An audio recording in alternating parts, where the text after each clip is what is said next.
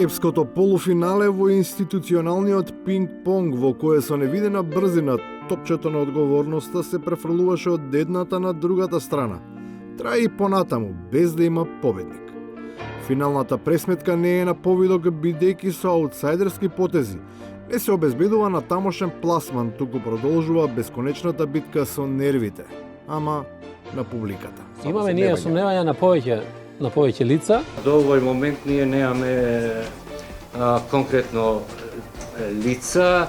Имаме ние сомневања на повеќе лица, а тоа го работиме заедно со јавното обвинителство. Ако има такви сознанија, тоа може би е добро и за нас, нека ни ги достават тие сознанија. Ваквата неуиграност предизвикува тешкотија и натаму да минуваат замачканите прозирности, бидејќи никој не е до толку лековерен да се потпира на нови ветувања за подобар резултат, штом во неколку циклуси поред празната реторика губи надпреварот со реалноста.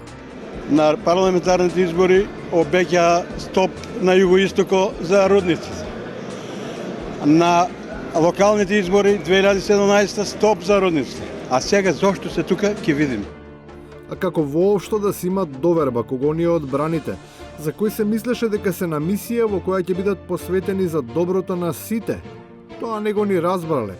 Уште и се подбиваат со добиеното, тврдејќи дека тоа не е ниту некаква привилегија, ниту чест.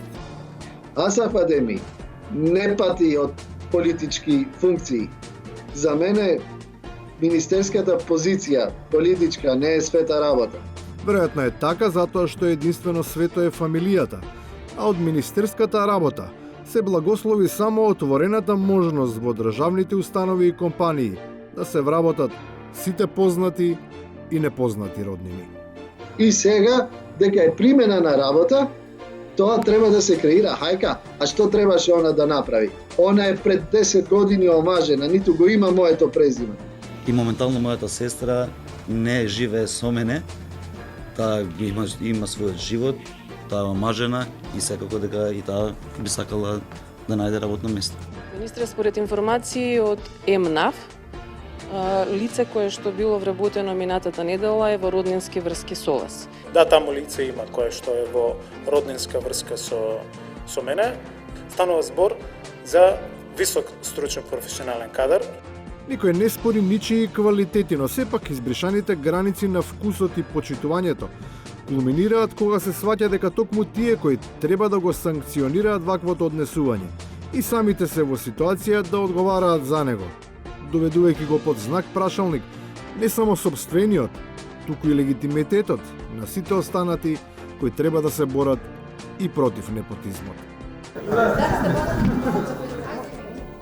Да, тоа е точно. Значи немате влијание во изборот? Кое влијание имам ја во изборот? Иако на крај сепак гласавте... Починот на гласање, гласам за листата, не е поединечно гласање. И на крајот, за комплетното дезавуирање на моделот на избор на најдобрите кандидати. Не е исто на конкурс да избираш кандидат за председател и председател на општински комитет, председател на младина, председател на Унија на млади, на жени, на ветерани или било што. Ова е државник. Државник на конкурс не се бира. Наблюдувано од антикорупцијска точка на гледање и изборот на конкурс и оној на државник се проблематични. Се бире или татко или мајка на нацијата. А тоа не е ништо друго, освен класичен непотизам.